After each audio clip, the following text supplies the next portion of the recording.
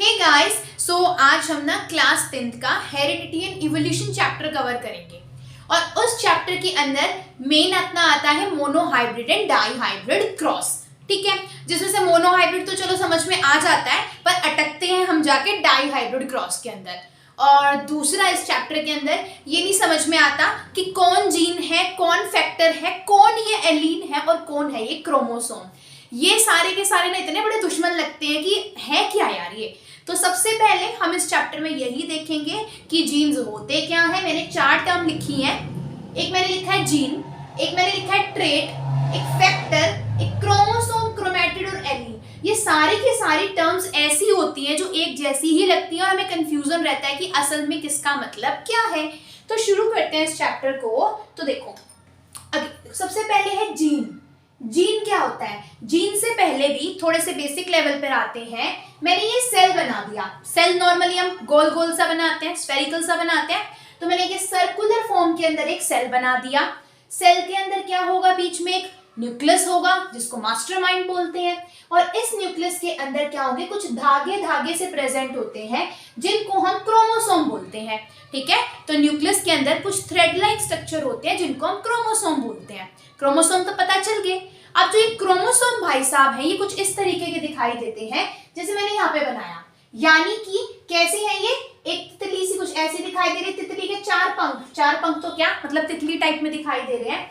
तो ये होता है पूरा का पूरा एक क्रोमोसोम। और इस एक क्रोमोसोम के अंदर क्या होती है? ऐसे ऐसे ये 2 होते हैं। मतलब एक तो ये वाला पार्ट हो गया और एक ये वाला पार्ट हो गया। यानी एक क्रोमोसोम 2 इस टाइप के स्ट्रक्चर के जुड़ने से बनता है। ठीक है, अब ये जो 2 स्ट्रक्चर है जिनसे मिलकर क्रोमोसोम बना है, इनको हम क्या बोल देते हैं? क्रोमैटिड। कहाँ गया? इधर मैंने लिखा हुआ है। तो यानी सिंगल सिंगल को हम क्या बोल देते हैं? हम क्रोमैटिड बोल देते हैं। और इस क्रोमैटिड से मिलकर क्या बना हुआ है भाई? 2 क्रोमैटिड जुड़े तो क्रोमोसोम बना दिया। ठीक है, अब क्रोमोसोम है, जुड़े होंगे किसी ना किसी पॉइंट पे तो जुड़ेंगे ना। तो जिस पॉइंट के ऊपर अगर मैं स्ट्रक्चर को दोबारा से मैं रफ कर दूं यहां से, तो ये हमारे क्रोमोसोम थे और ये क्रोमोसोम यहाँ पर बीच में गोल से स्ट्रक्चर से जुड़े हुए हैं, यानी इनका जॉइनिंग पॉइंट है जिसको हम बोल देते हैं सेंट्रोमियर। ठीक है, मेन अपना कहाँ पे गड़बड़ होती है? क्रोमोसोम होता है ये डबल वाली तितली। अगर मैं अकेले अकेले को बोलूं तो नाम क्या बोलेंगे? हम क्रोमैटिड बोलेंगे। यानी कि जब एक जनरेशन से दूसरे जनरेशन तक क्या होते हैं, ये जो क्रोमोसोम पास होते हैं, तो यहाँ पे क्या होता है? ये जो डबल वाला क्रोमोसोम है ना, जिसको हमने डबल वाले को क्रोमोसोम बोला, ये आधे आधे हिस्सों के अंदर बट जाते हैं जिनको हम क्या बोलते हैं? क्रोमैटिड बोलते हैं। यहाँ तक की बात समझ में आ गई। और कहाँ पर जुड़े हुए होते हैं? ये सेंट्रोमियर से। तो ये तो अपना हो गया। तो उसके बाद में ये जीन्स क्या होते हैं? इन्हें जीन्स लिखा है।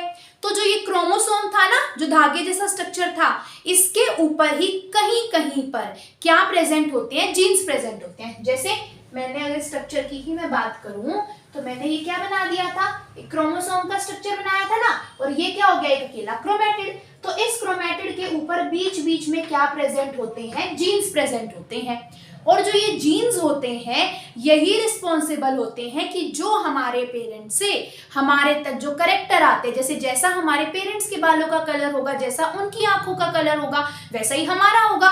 तो कोई एंटीना वगैरह थोड़ी ना लगा हुआ था जिसने सिग्नल भेजा। तो ये क्या होते हैं? जीन्स ही होते हैं जो हमारे पेरेंट्स से हमारे तक क्या लेकर जाते हैं? उनके करेक्टर को लेकर जाते हैं। तो कौन लेकर जाएंगे? जीन्स का काम होता है जैसे हमारे पेरेंट्स हैं हमको उनके जैसा बनाना। ठीक है, तो ये हो गए जीन्स। उसके बाद में मैंने क्या लिखा हुआ है? देखो, क्रोमोसोम समझ में आ गया, क्रोमैटिड समझ में आ गया। फैक्टर क्या होते हैं? तो जब तक साइंटिस्ट को नहीं पता था कि डीएनए यानी जो ये क्रोमोसोम है, अब डीएनए में भी कंफ्यूजन होती है। तो डीएनए क्या होता है? डीएनए बहुत सारे क्रोमोसोम को मिलाकर आप बोल सकते हो कि डीएनए है। ठीक है, तो जो डीएनए है यानी कि क्या बता रही थी? हाँ, मैं ये बोल रही थी कि शुरुआत में जब इनके बारे में स्टडी करना शुरू करा था, मेंडल का पता है ना, तो मेंडल फादर ऑफ जेनेटिक्स थे। तो उन्होंने उस टाइम पे स्टडी करना शुरू करा कि ऐसा क्या है कि जो हमसे हमारे पेरेंट्स के इतने सारे कैरेक्टर मिलते हैं, हम अलग अलग भी तो हो सकते थे। तो उस टाइम पे उन्होंने जीन्स को क्या नाम दिया था? फैक्टर्स नाम दिया था। यानी शुरुआत में जीन्स को जीन्स नहीं क्या बोला जाता था? फैक्टर्स बोला जाता था मेंडल के टाइम पर धीरे धीरे जैसे डिस्कवरी हुई तो उनको क्या कहा जाने लगा? बाद में जीन्स कहा जाने लगा। ठीक है, उसके बाद में ट्रेट लिखा हुआ है। ट्रेट क्या होता है? अब मैंने यहाँ पे कुछ एग्जांपल्स लिखे हुए हैं। ट्रेट है जैसे कि हेयर कलर या फिर हाइट। मान लिया हमारे बालों का कलर हो गया, हमारी हाइट हो गई, ये तो क्या हो गया, एक ट्रेट हो गया, एक करेक्टर हो गया। तो ट्रेट तो क्या होता है, अपना एक करेक्टर होता है, ठीक है ना। तो ट्रेट क्या है, आपका एक करेक्टर है। भाई हमारे बालों का कलर मैंने बोल दिया। अब उस बालों के कलर को आने के लिए रिस्पॉन्सिबल कौन था, जीन था। तो इस जीन की वजह से क्या आते हैं, जो ट्रेट्स हैं, जो करेक्टर्स हैं, वो क्या होते हैं, एक जनरेशन से दूसरे जनरेशन तक पास होते हैं, यानी हमारे पेरेंट्स से हम तक आए, है ना। तो क्या है, ट्रेट्स तो सिर्फ वो करेक्टर हो गया। अब मान लिया कि जैसे आपको क्या बोलूं मैं, कि क्या बोले कि क्या बोलूं, हाँ जैसे ट्रेट्स है। मान लिया आपको एक दूध का पैकेट लेकर आना है, पर उस पैकेट को ले जाने के पीछे किसका काम था, दूध वाले का था ना। तो ऐसे ही जो ट्रेट्स होते हैं इनके, एक यानी हेयर का जो कलर है, कलर तो एक करेक्टर हो गया, लेकिन उस करेक्टर के आने के पीछे कौन रिस्पॉन्सिबल था, ये जीन रिस्पॉन्सिबल था, ठीक है। तो जीन एक पोर्शन होता है डीएनए का जो डिटरमाइन करता है किसी भी ट्रेट को, यानी जीन्स रिस्पॉन्सिबल होते हैं for the expression of traits. यानी अगर हेयर कलर अपना करेक्टर दिखा रहा है, भाई पेरेंट्स की जैसे ही बच्चे का हेयर कलर है, तो उसके बीच में रिस्पॉन्सिबल कौन है, ये जीन्स है ना।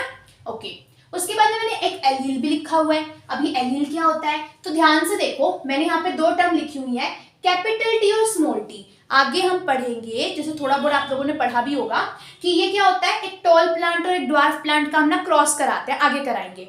तो हमेशा उनके करेक्टर को हम इसे दो के फॉर्म में लिखते हैं। जैसे मैंने यहाँ पे कैपिटल टी और एक स्मॉल टी लिख दिया, तो इस कैपिटल टी और स्मॉल टी पूरे को तो हम क्या बोलेंगे, एलील बोलेंगे। यानी एलील क्या होता है, जो हम आगे पढ़ेंगे ना, आगे अच्छे से समझ में आएगा कि जो दो दो के जो पेयर होते हैं, इस पूरे को तो एलील बोलते हैं, और एक जो अकेला अकेला होता है, यानी कैपिटल टी अलग और स्मॉल टी अलग, ये क्या होते हैं, जीन्स होते हैं। यानी एलील हमेशा पेयर में होते हैं, जबकि जीन्स क्या होते हैं, अकेले अकेले होते हैं, ठीक है, यहाँ तक की बात। अच्छा, उसके बाद जो कंफ्यूजन और आती है, दो वर्ड मैंने लिखे हैं, फिनोटाइप और जीनोटाइप। फिनो आजकल क्या करते हैं लोग, आईफोन लेके घूमते हैं, मतलब मैं आईफोन वालों की बुराई नहीं कर रही। फिनो मतलब फोन, जो हमें बाहर से दिखाई दे। तो फिनोटाइप होता है, यानी मान लिया आगे हम पढ़ेंगे कि कैपिटल टी और एक कैपिटल टी और स्मॉल टी है, यानी कि चाहे कैपिटल टी स्मॉल टी हो, चाहे कैपिटल टी दोनों ही कैपिटल टी हो, दोनों ही क्या होते हैं, हमें बाहर से टॉल प्लांट ही दिखाई देते हैं, पर असल में तो इनके जीन्स अलग अलग है। इसमें कैपिटल टी एक जीन था, एक बड़ा वाला कैपिटल जी था, इसमें एक बड़े वाला कैपिटल टी था, एक छोटे वाला टी था, तो जीन्स तो अलग अलग है ना। पर फिनोटाइप होता है जो कैरेक्टर हमें बाहर से दिखाई दे, यानी ये दोनों के दोनों ही क्या बनाएंगे, हमारे टॉल प्लांट बनाएंगे, ठीक है। अभी थोड़ी सी कंफ्यूजन हो रही होगी और क्लियर हो जाएंगे भी। जीनोटाइप क्या होता है, जो में अंदर से जीन्स अलग अलग है, जीन्स तो दोनों के अलग अलग है ना। फिनोटाइप होता है जो कैरेक्टर हमें बाहर से दिखाई दे। अब मान लिया कि आपने दो कंपनी के आप दूध के पैकेट लेकर आए हो, या डेयरी मिल्क की चॉकलेट है, एक डुप्लीकेट वाली एक असली वाली है, तो दिख तो दोनों चॉकलेट जैसी रही है, पर अंदर से तो दोनों अलग अलग है ना। तो अंदर वाले कैरेक्टर को हम जीनोटाइप बोलते हैं, जो बाहर से दिखता है वो फिनोटाइप होता है, ठीक है। उसके बाद में होमोजाइगस एंड हेटेरोजाइगस। होमोजाइगस का मतलब क्या होता है, जब ये जो दो जीन्स है, अकेले अकेले को जीन्स बोलेंगे ना, अगर ये दोनों के दोनों जीन्स सेम है तो उसको हम होमोजाइगस बोलते हैं। अगर वो अलग अलग है तो उसको हम क्या बोलते हैं, हेटेरोजाइगस बोलते हैं। यहां तक समझ में आ गया ना।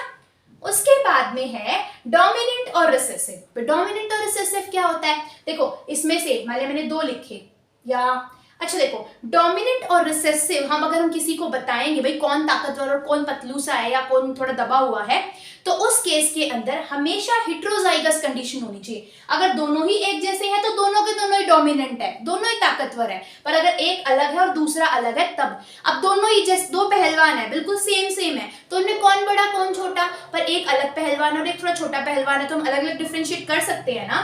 तो जब आपका एक कैपिटल टी और एक स्मॉल टी है, तो इसमें जो कैपिटल वाला होता है वो डोमिनेंट होता है, जो स्मॉल वाला होता है वो रिसेसिव होता है, यानी जो अपने आप को एक्सप्रेस कर सके। अब इसके अंदर क्या बनेगा, टॉल प्लांट बनेगा, जबकि ये स्मॉल टी तो क्या होता है, ड्वार्फ प्लांट के लिए होता है, हम आगे पढ़ेंगे। लेकिन फिर भी क्या होता है, कैपिटल टी वाला ताकतवर बन जाता है और क्या बनाता है, प्लांट को टॉल बना देता है। तो आपका डोमिनेंट होता है कैपिटल टी वाला और रिसेसिव क्या होता है, स्मॉल टी वाला होता है, ठीक है। अभी के लिए इतना ही था। अब ना यहाँ पे क्रॉस बना के देखेंगे, जिससे हमें एक्चुअली पता चलेगा कि ये सब कुछ था क्या, ठीक है। तो यहाँ पर हमें पढ़ना है, एक तो मोनोहाइब्रिड क्रॉस पढ़ेंगे और उसके बाद में फिर हम पढ़ेंगे डाईहाइब्रिड क्रॉस। तो उसको कैसे बनाएंगे अभी वो देख लेते हैं हम। मोनोहाइब्रिड का मतलब क्या है, तो मोनोहाइब्रिड का मतलब होता है जब हम किसी एक कैरेक्टर कैरेक्टर को लेकर पढ़ाई कर रहे हैं, मतलब जैसे मैं सिर्फ हाइट की बात ही करूंगी, डाई हाइब्रिड का मतलब दो, कौन दो, दो करेक्टर हो जाएंगे यहाँ पर। जैसे कि मैं एक बार लूंगी ग्रीन कलर की सीड, एक बार मैं लूंगी येलो कलर की सीड, उसके बाद में फिर मैं क्या करूंगी, मैं एक लूंगी रिंकल्ड सीड और एक क्या लूंगी, मैं राउंड सीड लूंगी, है ना। एक सेकंड, अरे भैया हो जा। ओके, बनाते हैं, कैसे करेंगे अब हम। तो देखो यहाँ पर मैं पहले बनाऊंगी मोनोहाइब्रिड क्रॉस। तो जब हम क्या करेंगे यहाँ पर मोनोहाइब्रिड, मोनोहाइब्रिड का मतलब है कि मैं यहाँ पे सिंगल कैरेक्टर लेने वाली हूँ। तो सबसे पहले हम किसको लेंगे, पेरेंट्स को लेंगे। तो पेरेंट्स मैंने क्या ले लिया, एक मैंने टॉल प्लांट ले लिया और एक मैंने क्या ले लिया यहाँ पे ड्वार्फ प्लांट, मतलब छोटी हाइट का प्लांट ले लिया। अब इनके क्या होंगे, जीन्स होंगे, एलील होंगे। तो यानी कि जो टॉल प्लांट है इसके एलील क्या होंगे, कैपिटल टी, ठीक है। अब पूरे को बोलूं तो एलील है, अलग अलग बोलूं कैपिटल टी को तो एक सिंगल सिंगल, देखो इसमें से अगर मैं अकेला अकेला बोलूं तो जीन है, पूरे को बोलूं तो वो एलील बोला जाएगा। ड्वार्फ प्लांट में क्या होंगे, स्मॉल टी और स्मॉल टी। ये क्या हो गए हमारे, इसके क्या बोलेंगे हम, इसके ये हो गए इसके हमारे एलील्स, है ना, एलील्स हो गए। अब एलील से क्या बनेंगे आगे जाके, गैमीट्स बनेंगे, या फिर हम क्या बोलेंगे, अब यहाँ पे फैक्टर्स क्या हो जाएंगे, अलग अलग फैक्टर्स बोलो या फिर जीन। अब यहाँ पे जीन्स अलग अलग होंगे, तो यहाँ पे क्या बनेगा, एक कैपिटल टी जीन अलग हो गया, ये वाला कैपिटल टी अलग हो गया, यहाँ पे एक स्मॉल टी अलग हो गया, स्मॉल टी अलग हो गया, ठीक है। ये तो एलील थे, फैक्टर को अलग अलग करके लिखते हैं, एलील हमेशा इकट्ठे लिखे जाते हैं, फैक्टर अलग अलग। अब हम इसका क्या करा देंगे, क्रॉस कराएंगे। तो जब मैं क्रॉस कराऊंगी तो मुझे इस तरीके का, कितने हैं, 2 2 4 ना, तो मुझे इस तरीके से 4 बॉक्स का क्या बनाना है, एक स्क्वायर बनाना है। मैंने बना दिया। अब क्या करना होता है हमें, जो इधर वाला है आपका, आप चाहे कैपिटल टी को इधर भी लिख सकते हो, स्मॉल टी को इधर भी लिख सकते हैं, आसान हमें शायद से इस तरीके से लगेगा। तो मैं इनको तो मान लेती हूँ स्मॉल टी और इधर मैं क्या मान लूँ, कैपिटल टी। अब एक कैपिटल टी को पकड़ो, इसके साथ में क्या कर दो, जोड़ दो, तो क्या बन जाएगा, कैपिटल टी स्मॉल टी। फिर इस कैपिटल टी को किसके साथ में कराना है, इस वाले के साथ में, अगेन इसको इसके साथ में, इसको इसके साथ में। तो हमारे इस टाइप के बन गए, क्या बन गए, पूरे को एलील, अलग अलग को क्या बोलेंगे, जीन्स। तो यहाँ पे मेरे पास में 4 कैपिटल टी और स्मॉल टी वाले क्या मिले हैं, प्लांट्स मिले हैं। अब यहाँ पर कैपिटल टी क्या है, डोमिनेंट है, और स्मॉल टी क्या है, रिसेसिव है। तो प्लांट कैसा बनेगा हमारा, टॉल प्लांट बनेगा, ठीक है। अब देखो जब हमारे पास में 2 स्मॉल टी आते ना, तभी छोटा प्लांट बन सकता था, क्योंकि यहाँ पर जो ड्वार्फ प्लांट है वो एक रिसेसिव कैरेक्टर है, यानी वो दब जाता है टॉल प्लांट के आगे। तो कैसे बने हमारे 4 टॉल प्लांट बन गए, किसके अंदर, F1 जनरेशन के अंदर। मैंने इसको क्या लिखा हुआ है, F1 जनरेशन, यानी ऊपर क्या थे, यूं मान लो कि हमारे पेरेंट्स थे, या फिर यूं मान लो ये तो हमारे दादा दादी थे, टॉल और ड्वार्फ प्लांट। अब ये हमारे क्या हो गए, मम्मी पापा हो गए, मतलब कि पापा हो गए, मान लिया कि 4 हमारे पास में टॉल प्लांट आ गए, F1 जनरेशन होगी। अब पापा से हम हुए, अब हम पढ़ेंगे अपनी F2 जनरेशन को हम कैसे करेंगे। यहाँ तक तो समझ में आ गया ना। अब मैं इसको रफ कर रही हूँ, आप साथ साथ में बना लेना। तो F2 जनरेशन में इन चारों में से मैं किन्हीं 2 को लूंगी। मैंने 2 प्लांट लिए और दोनों के दोनों प्लांट ही कैसे हैं, हमारे टॉल प्लांट है ना।